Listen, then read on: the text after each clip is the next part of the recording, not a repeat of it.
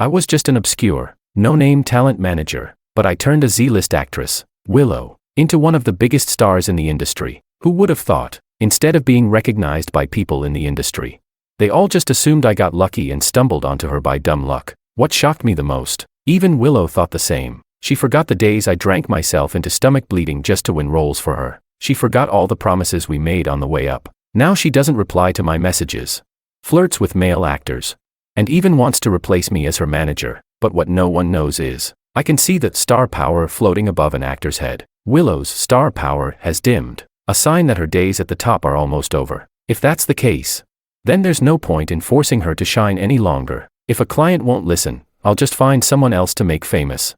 Chapter 1. George. There's another issue with the Lou actor team. I was driving to the hospital when Willow's assistant called me. Lately, my stomach pains had gotten intense, and I was hoping to get it checked today, but I guess that's not happening again. I kept calm and asked, "What's going on? Tell me slowly." Alicia said there was a location issue on set. Willow had waited around for 2 hours and then blew up, refusing to film. The director and producer both tried to talk her down, but it didn't help. The entire crew was stuck waiting. I sighed. "I'm on my way." Then I gritted my teeth, turned the steering wheel, and headed over despite the pain. Willow had just been named the most popular actress in the entertainment industry at the start of this month. At 26, she'd officially reached A-list status, but with all the fame, her temper had gotten worse too. When I arrived on set, Alicia looked like she'd just spotted a savior. She led me toward Willow's trailer. Just as we reached it, the door swung open abruptly. A tall, lanky man stepped out. It was Makoto, the male lead of this drama. He looked me up and down,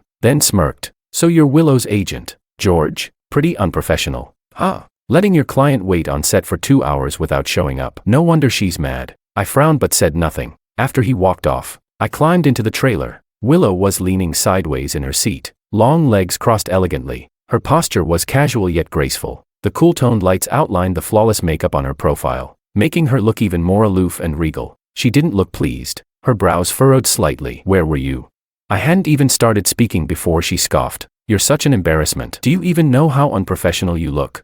Alicia tried to step in and explain, but I raised my hand to stop her. "Let's set everything else aside for now. Willow, could you please get back on set? The entire crew's waiting for you. If word gets out, this won't reflect well on anyone." Willow shifted lazily. "They made me wait 2 hours. I should at least let them wait that long too, don't you think?"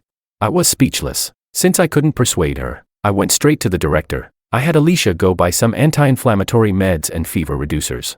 Then I made a show of bringing them to her trailer in front of the whole crew. I told everyone she wasn't feeling well and would be back on set shortly. Once everything was handled, I clutched my aching stomach and went into the restroom. That's when I overheard voices by the sink, and unfortunately, they were talking about me. One said, "I heard Willow's manager has only ever worked with her." Another replied, "So he's basically got no experience."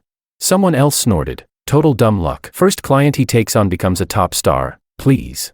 It wasn't the first time I'd heard this. Willow's career had only gone up over the years. I was the one who brought her into the industry. Some people said I had a sharp eye, but most of them just said I got lucky, that I found a future A-lister by chance on the street. One phrase, dumb luck, erased 4 years of me working multiple jobs just to support her auditions and training. Erased the countless times I drank myself sick just to get her roles. I could understand that outsiders didn't know the truth, but what I didn't expect was that even Willow believed it too. Chapter 2. After we wrapped for the day, I started reading Willow's schedule for tomorrow. She was removing her makeup, and casually said, "I'm exhausted. I don't feel like working tomorrow. Just find an excuse and tell the crew." I tried to coax her patiently. "We're almost done filming. Skipping now wouldn't look good. Just hang in there a little longer." Willow immediately cut me off. "Can you stop already? Always with the same stuff. This is bad. That is bad. Is that all you know how to say? You're my manager. Isn't it your job to always take my side? George, have you forgotten who made you what you are today? If it weren't for me, you'd still be some bottom-feeding food delivery guy."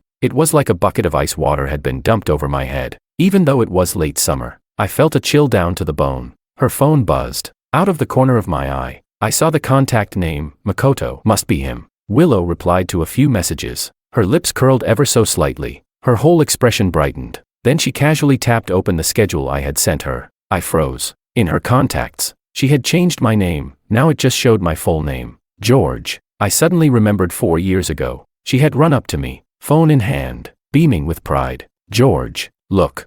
Back then, she had just landed her first role. making some small waves online. She'd saved my contact as Willow's Night. I got flustered and tried to grab her phone to change it, worried someone might see, but she giggled and ran, dodging me as she shouted, "No way, George is never someone who needs to be hidden."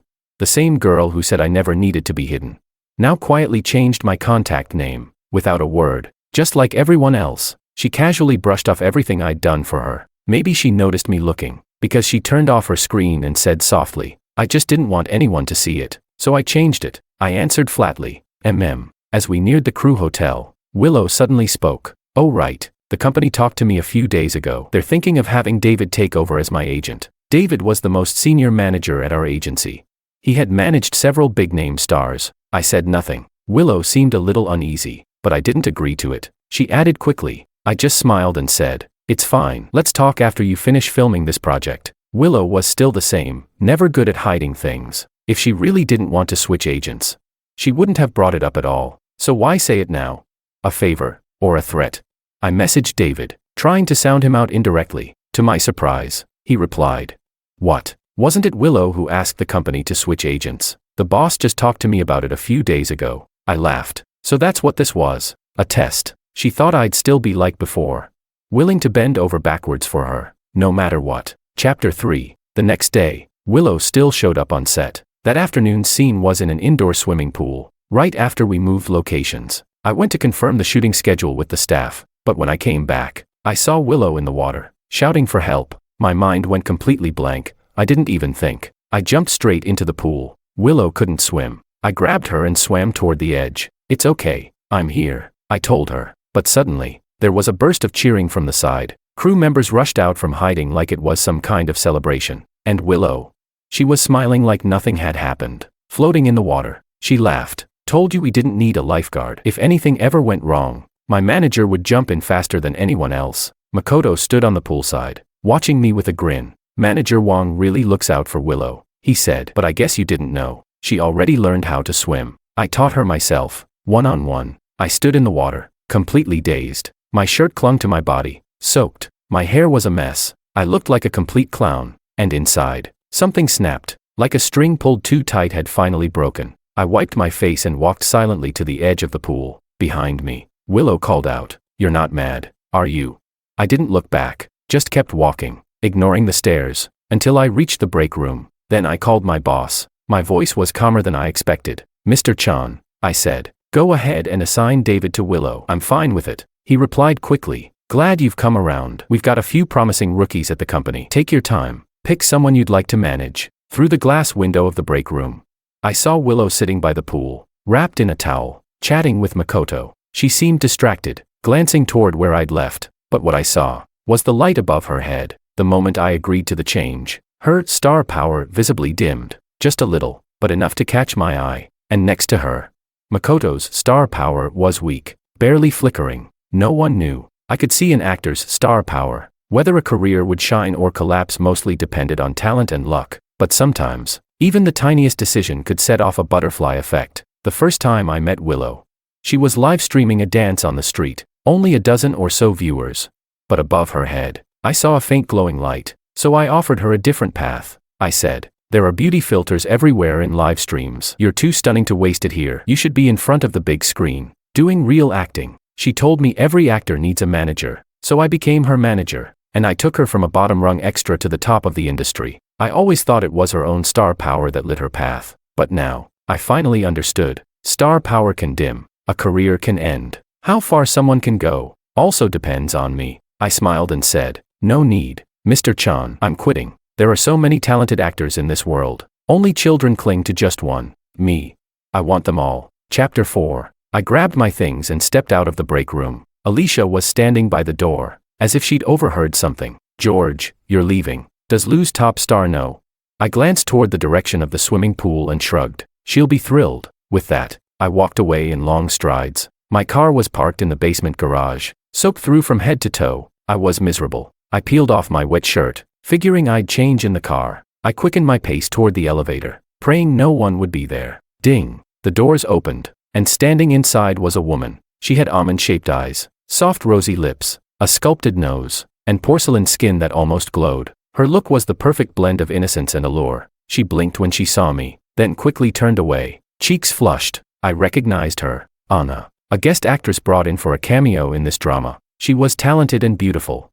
But luck hadn't been on her side. She'd signed with an unreliable agency and never managed to break out. I glanced at the top of her head. Her star power was glowing bright. Definitely potential. I watched the floor number slowly tick down. Then I heard a heavily accented voice beside me. Well, if it isn't George, such a big talent, why haven't you thought about switching companies already? I was speechless. Such a beautiful girl. Shame about the mouth. I turned my head and asked, "What?" Anna said, "I've terminated my contract. I'm going solo now. I've got money. I've got connections. Just need someone to guide me. You've got skills and an eye for talent. I hope you'll work with me." Something felt off. I asked, "How did you know I quit?" She widened her eyes. "You quit. That's perfect." Her tone lifted, clearly in a good mood. As we exchanged contact info, she added, "Actually, I didn't know. I was just poaching you for fun." Before I could respond, the elevator stopped on the 10th floor. Even before the doors opened, I could hear a crowd chatting outside. Lots of people. I frowned. Looking like this was kind of embarrassing. I reached for my damp shirt, planning to throw it back on.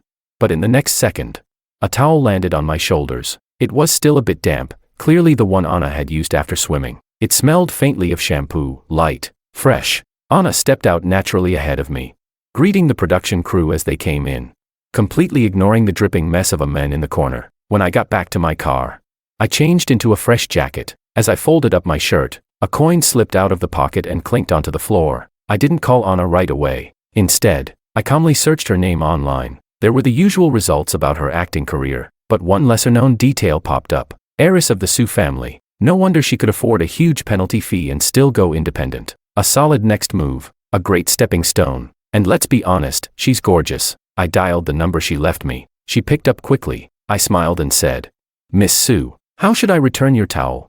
Anna gave a soft laugh. "If you don't want to be my manager, then there's no need to return it. But if you do, I'll send you the address. Let's meet tomorrow at noon. I'll have the contract ready." I twirled the coin between my fingers once before slipping it into my new jacket pocket. I said, "All right, Miss Sue." Chapter 5. After I got home and took a shower, I noticed over a dozen missed calls from Willow. Just as I looked, she called again. I picked up without much thought. Her voice was laced with annoyance. "You were the one who asked to have David replace you as my manager, weren't you?" I almost laughed. Shouldn't I be the one asking her that?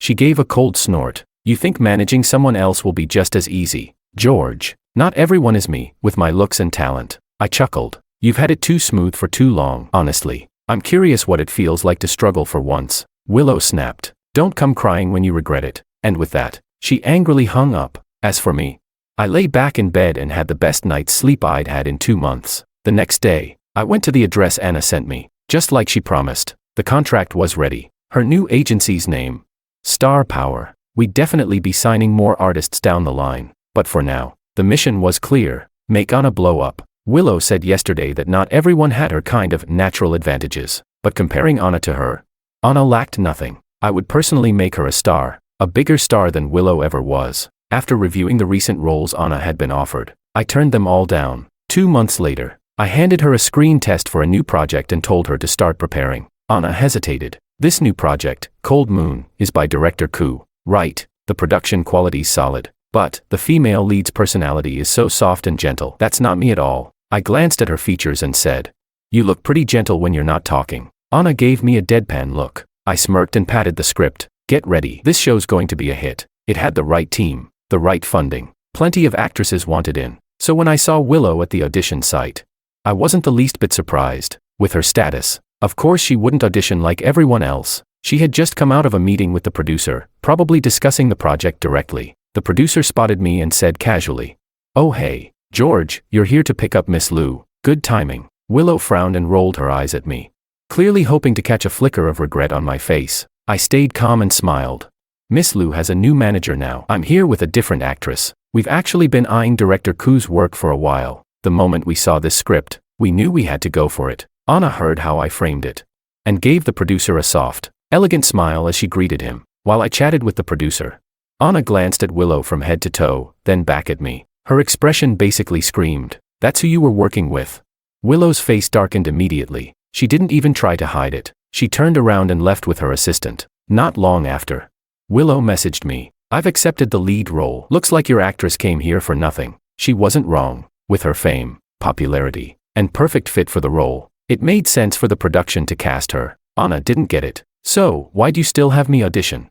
I looked at the message from the producer that had just come through and finally relaxed. I never wanted you for the female lead, I told her. I read the script. There's a secondary female role, a vicious, calculating consort. She's got plenty of screen time and it really tests acting range. You're perfect for it. During the audition, the director even had you read an extra scene from that role. I think he was thinking the same thing. And just now, the producer texted me, the role is yours. Anna's unique blend of innocence and allure was rare in this industry. All she needed was the right breakout moment. As for Willow's role, she'd played that type of character before. There was nothing challenging about it. But Anna's role, she was going to steal the show. I could feel it. Anna was going to crush her. Chapter 6. Sure enough, not long after filming began, I stopped by the set, and the director couldn't stop praising Anna. This role fits her like a glove, he said. Not a single word about Willow, because she'd had another outburst on set. Apparently, her fan club had organized a visit that morning, but after Anna's intense slap scene,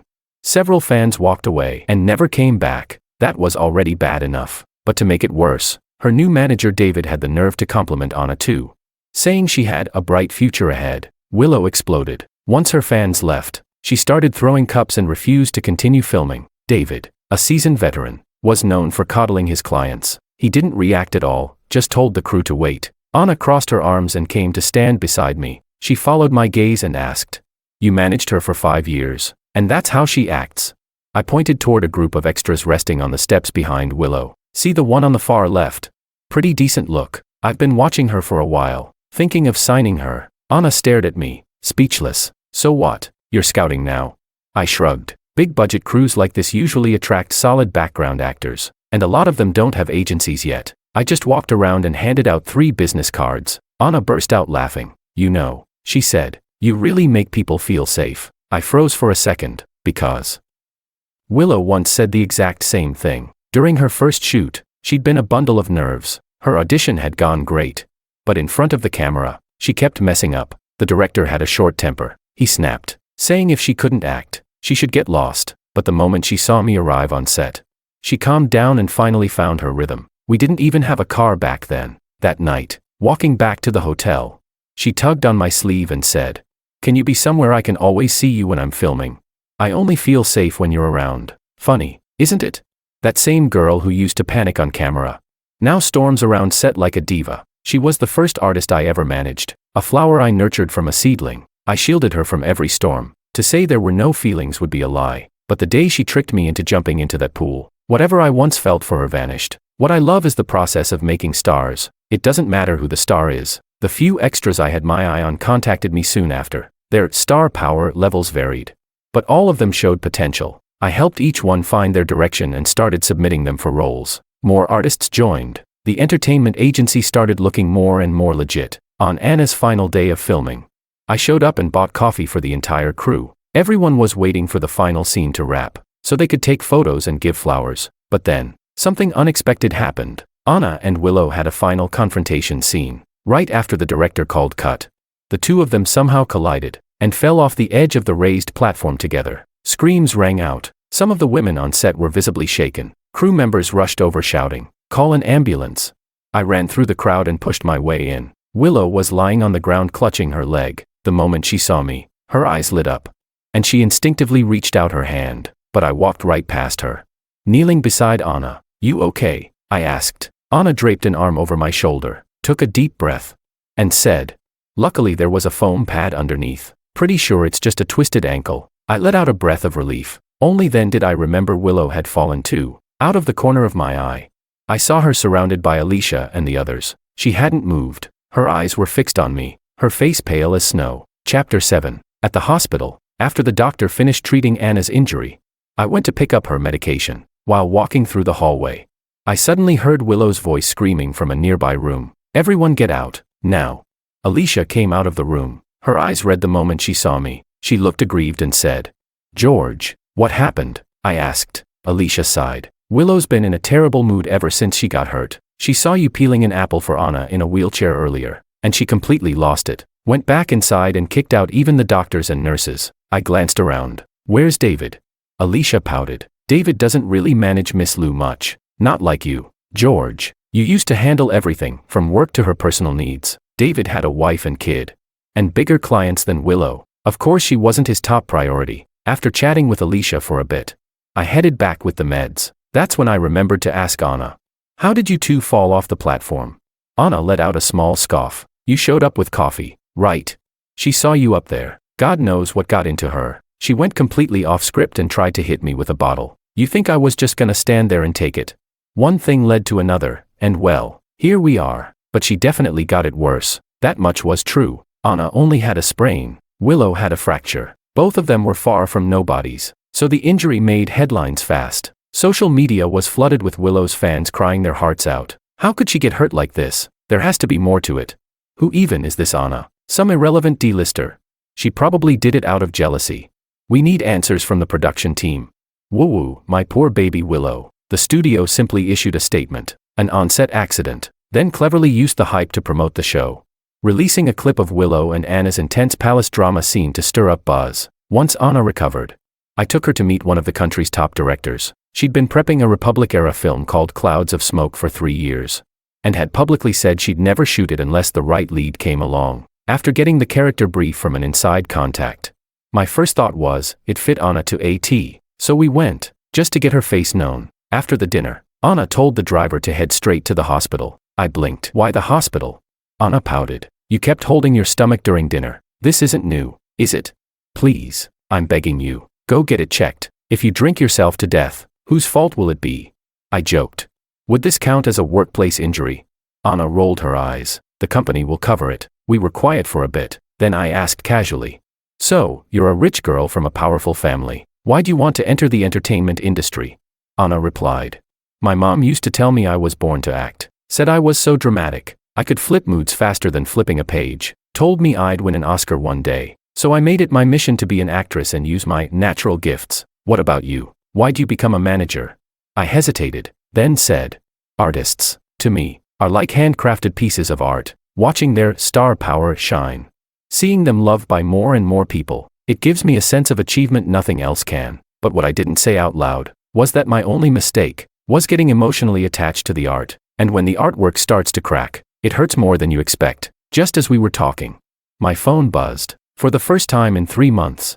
Willow messaged me. Just one sentence. Today is my birthday. I blocked her. Earlier that day, she'd posted a vacation photo from Hainan. Through the glass reflection, I caught the faint outline of Makoto. Ah, the occupational hazard of being a manager. You zoom in on every little detail. Flawed products should be taken off the shelf. Otherwise, they only disrupt the market. Chapter 8. Cold Moon premiered and exploded in popularity overnight. On the very first day of broadcast, it shot to the top of the trending drama charts, and within a week, the show sparked a nationwide binge-watching craze. Cold Moon became a cultural phenomenon, the most sensational hit drama in the past 2 years. Just as I expected, Anna's character turned out to be even more likable than the female lead. Bold in love and hate, with a distinct personality, she stood out far more than Willow's gentle and reserved empress. I kept a close eye on the online chatter, and starting from the second week, search traffic for Anna surpassed Willow's, and kept rising. Anna's fanbase skyrocketed to 20 million. Every day, fans flooded social media with posts like, only Anna's gorgeous pics can keep me alive while waiting for new episodes of Cold Moon. OMG, how did I just now discover this hidden gem of a queen? No hate to Willow's fans, but honestly, when they're in the same scene, Anna's acting just totally slays. Of course, some fans fired back. Can you all stop praising one while dragging the other? Who even thinks Anna is on the same level as Willow? Watching this made me genuinely happy. Fan wars are a clear sign that Anna has really blown up. At the same time, endorsement offers started pouring in. I held them off for now. Wasn't the right moment to discuss them yet. Then, amid all the drama hype, an old interview suddenly resurfaced and went viral. It was an interview with director Koo. In the video, the reporter asked him what he thought of the cast. Director Koo couldn't stop praising Anna, said she was the hardest working young actress he'd ever met. Then the reporter brought up Willow. Suddenly, Koo went silent, like a statue. He scratched his head, picked at his face awkwardly. The reporter pressed, "What's wrong? Is it hard to comment?" Director Koo let out a couple of dry laughs and said, "It's hard to say. I wish her the best, I guess." A short 2-minute interview was turned into a series of viral GIFs. Netizens started speculating, what exactly did Willow do to make Director Koo go speechless like that? After all, she'd always had a good public image, cultured, intellectual, poised. But within a day, the hashtag Willow acts like a diva on set shot to #1 on the trending list. Some users dug up claims that Willow not only threw things on the Cold Moon set but also treated the crew like trash. Debate exploded online. Willow's fans were furious, going into full-blown flame war mode. Oh please, Willow's just too famous. And some jealous haters couldn't stand it anymore. What if Anna's team is behind this smear campaign? Disgusting. But others clapped back. LMAO. Anna's team can buy haters. Sure, but can they also control director Ku's expression? That man was clearly done with Willow. Wake up. Delula stands. Preach. I'm just a casual viewer, but I've always found Willow super fake, to be honest. The internet was a total mess. And shockingly, Willow's team hadn't started damage control. Back when I managed her, I monitored online trends 24/7, always prepared for emergencies. Oh, my bad. They did start damage control. 3 days after the diva scandal hit trending, they paid for press releases about Willow being hospitalized on the day she and Anna wrapped filming. The stories were vague but hinted that Willow was the victim, allegedly sent to the hospital by Anna. Chapter 9. When I saw those planted news articles, Anna and I exchanged a look, and I could see the same word in her eyes that was in mine: helpless. David was overseas, walking the red carpet with an award-winning actress, so he wasn't around. I have no idea who came up with this PR move, but it was seriously dumb. The PR team came to ask whether we should release a statement. I waved them off. No need. If we respond, we'll just look stupid too. And I was right. Less than 30 minutes after the articles went live, someone quickly posted, "I was the night shift nurse on duty. Ask me anything. I swear I'm telling the truth." Instantly, people flooded the comments. Was Willow really more seriously injured than Anna that night?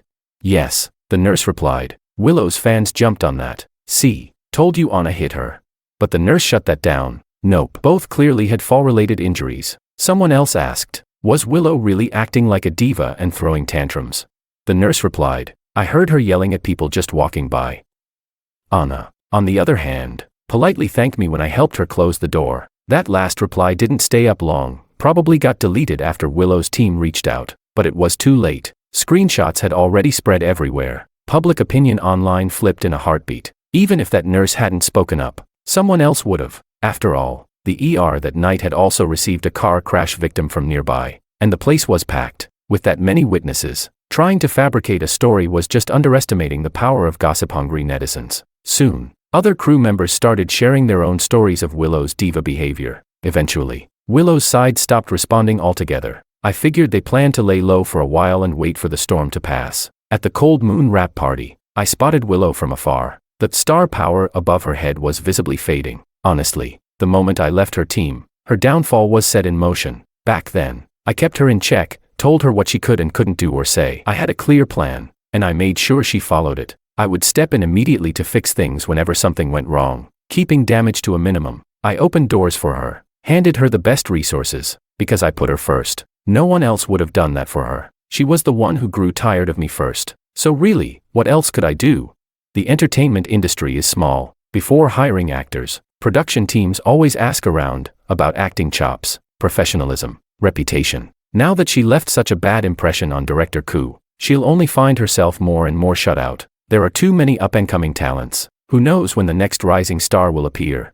Anna is the perfect example. She noticed me watching her and leaned in quietly. Don't worry, I'm nothing like her. I gave her a side glance. She smiled. I actually like it when you keep me in check. I took a sip of my drink, chuckled, and said, doesn't matter to me. If you stop listening, I can always replace you. My phone buzzed with a new message. I looked at it and couldn't help laughing. Looks like I won't be replacing you anytime soon. Anna blinked in confusion. I sighed, and said with heartfelt sincerity, you really hit the jackpot when you met me. News just broke. Anna was cast in the mega-project Cloud Smoke. The internet exploded. The topic stayed trending for a full week. Excitement, skepticism, new fans, it was all there. But there was no denying it. After this film, Anna would undergo a complete transformation. She'd be on a whole new level. And me?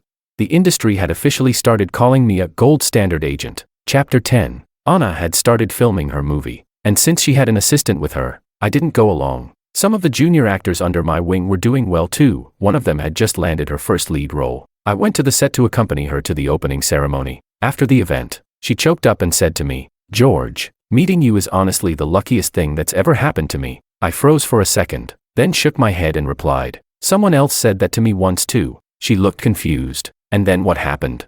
I gave a bitter smile. Then she got unlucky. I bought everyone on set a round of late-night snacks. The whole crew cheered in unison. Thanks for the midnight snacks, Maria. Maria, experiencing this kind of appreciation for the first time, looked both flustered and thrilled. It's easy for a celebrity to get loved by fans. What's hard is earning the genuine affection of the people you work with day in and day out, like costumers, makeup artists, set assistants, the ones not in the spotlight. But that's exactly how a good reputation is built. As an agent, all I can do is help them take the first step. The rest, they have to walk it themselves. Before you learn the craft, you learn integrity. Before you act well, you act right. Willow was the first person I ever tried to teach that to, but she never listened. As I was about to leave, I overheard the crew chatting over snacks. Funny enough, it was about me again. Only this time, the tone was completely different. Someone said, "So Willow, Anna, and our current lead actress were all discovered and managed by George. I seriously respect that guy. His eye for talent is unmatched, and he's incredible at what he does. Honestly, George could probably make a stray dog into a superstar." Another person sighed. Ever since Willow switched agents, she's been going downhill fast. I couldn't help but smile faintly as I walked toward the parking lot. In the elevator on the way home, I was habitually scrolling through trending topics. Amid the multiple hashtags about Anna, one headline about Willow caught my eye. Willow wardrobe malfunction during provocative dance. I tapped it. It was a video. In it, she sat curled up in the corner of a nightclub sofa, crying. Her makeup was completely ruined. Eyeliner smeared across half her face. Probably drunk, she'd suddenly started live streaming. She was crying and dancing at the same time, her dress straps slipping down again and again. Several parts of the video were mosaicked for modesty. Clearly, she wasn't doing well. Her resources had tanked. Fans were jumping ship. A few days ago, someone even leaked photos of her and Makoto vacationing in Hainan. Back then, tons of her, strong female lead, stans unfollowed and turned against her. These days, the gigs she could get were nowhere near the level of Anna's. If this had happened back when I was still her agent, I would have been freaking out. Now, I was just another onlooker enjoying the drama. The elevator doors opened. I stepped out, about to head home, and froze. The woman on my phone screen was now sitting right in front of my apartment door. Willow looked up at me, eyes glassy with tears, voice hoarse as she said, "Can we talk?" Chapter 11. I stood at the doorway without moving. "I'd rather talk right here," I said. Willow wiped the corners of her eyes, then slowly got up and leaned against the wall. Looking at me, she said softly, "You must be really disappointed in me. Ever since you left, I've fallen from the clouds straight into the abyss." In just a few short months, she had changed drastically. Her complexion was pale and bloodless, dark circles under her eyes so heavy it looked like she hadn't slept in ages. I pushed down my shock and said truthfully, "I knew you'd run into trouble. I just didn't expect it to be this fast." She sniffled, then asked, "Do you know why I've gotten more and more irritable over the years?" I didn't answer. What a stupid question. I didn't want to humor it, but Willow went on talking like I hadn't said anything. Because this industry is brutal. I had no connections, no powerful background. I only had you, and together, we clawed our way up, one step at a time. When I won Best Newcomer, I really thought, we made it. But no. Relatives of investors, privileged newcomers, they could suck at acting and still get all the spotlight. I had to praise them, give up scenes for them, butter them up. So I put on a proud, untouchable face just to maintain some dignity, and over time, the mask just stuck. Her fists clenched and unclenched. Her voice cracked. "I never thought I'd end up drifting apart from you too." I stood there, listening quietly. She must have come here on impulse, no makeup, messy hair, but in that moment, I saw a glimpse of who she used to be, that honest, unguarded Willow from the beginning. But that version of her had been gone for a long time. I replied coolly, "The way you treated me wasn't just some bad habit. You didn't believe I could get you better resources or elevate your status." Willow, lie to yourself all you want, but don't bother lying to me. Like I'd struck a nerve, Willow suddenly snapped. "That's not true," she yelled. I scoffed. "Then why'd you ask to switch agents?" She froze. "I didn't ask for that. George, this has all been a misunderstanding, right? We can talk this out, fix it, go back to how things were." She reached for me, but I brushed her hand away. Maybe she wasn't lying, maybe she didn't directly ask for it, but the boss wouldn't make it up either. She probably dropped hints in some casual conversation, voiced even a flicker of dissatisfaction. That alone would have been enough to plant the idea. Not that it matters anymore. The moment she treated me like someone she could summon or dismiss at will. The moment I ignored my own health and ran to help her, only to get played in return. That's when I stopped expecting anything from her. Let's just go our separate ways. Willow, I walked past her. Suddenly, she grabbed my arm, like clinging to her last lifeline. After a long silence, she said, "You're really all I have left." The former top-tier celebrity, now pitifully begging me to stay. She poured all her years of polished acting skills into this performance, just for me. Heh. Willow's star power may have dimmed, but it was still faintly glowing. I pried her fingers off one by one and exposed her without mercy. You still have a lot, your fame, your contacts. If you just lay low for a while, you'll survive in this business. But that's not what you want. You want me to help you climb back to the top. That's why you're saying all this. I looked her dead in the eye. You're pathetic. With that, I turned and slammed the door shut behind me. At some point, it had started raining, light and steady. After a shower, I glanced out the window. Willow was still sitting on the bench downstairs, getting soaked in the rain. She stayed there for a long, long time. Long enough for the streetlights to switch off. Only then did she finally get up and walk slowly away. What was she thinking about? Resentment, regret, nostalgia. Not my concern anymore. All I knew was, tomorrow would be calm. No wind, no rain. A good day. Chapter 12. The day Anna wrapped filming, I went to the airport to pick her up. On the way, I suddenly got a call from Alicia. She sounded panicked and tearful. "George, something happened to Lou." I pulled over before asking. "What happened?" She choked out. "Lately she's been in a bad place, going out drinking with Makoto all the time. Wouldn't even let me tag along. Every time, she'd come back completely wasted. Then she started secretly transferring money out of her accounts. Yesterday in the middle of the night, the police called me. Lou was arrested for drug use." How did this happen? Why would she do that? I gripped the steering wheel tightly, a storm of emotion welling up inside me. Then something clicked. I checked my missed calls. Sure enough, there was an unknown number from around midnight last night. It could have been Willow, or maybe the police trying the first emergency contact on record. My mind flashed back to her sitting in the rain that night. No wonder she looked so drained, like she had lost all hope. Did she already know, back then? Did she realize she'd gone too far down a path with no return?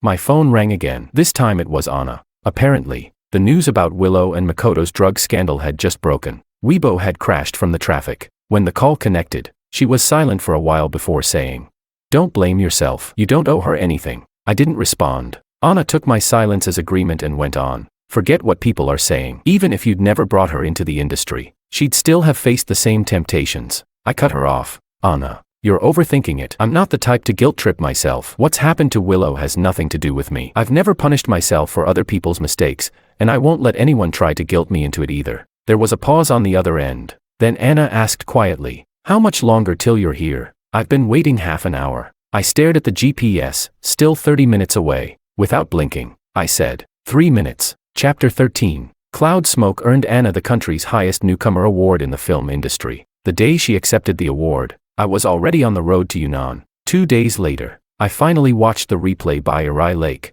Anna lit up the screen. Just the slight curve of her lips had the whole audience cheering. Holding the trophy, she said, "The person I want to thank most for this award is my agent, George. He's been my strongest support, always full of surprises, and somehow always makes me feel safe at the most critical moments. He's truly a gold standard agent." The host asked her what kind of person she saw herself as. Anna thought for a moment, then flashed a playful smile. She looked into the camera, no, through the camera, at me, and said, "I'm the most perfect masterpiece someone ever created." I couldn't help but laugh. Then she added, "And there's one more thing I'd like to announce." Anna took a deep breath, shook the trophy slightly, and said slowly and clearly, "I'm retiring." Gasps echoed across the venue. Anna said, "I've felt what it's like to stand on this stage. Life is short, and I want to explore a different kind of life." She paused, then smiled again. "The main reason is, someone once said he'd never fall in love with a masterpiece. So, I decided I don't want to be one anymore." If I had to describe that moment in one word,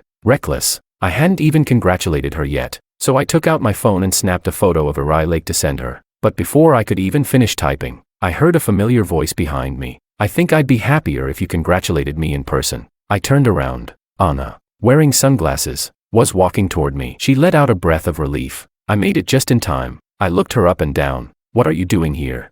she said. "You never gave me an answer," I asked. "Answer to what?" She huffed.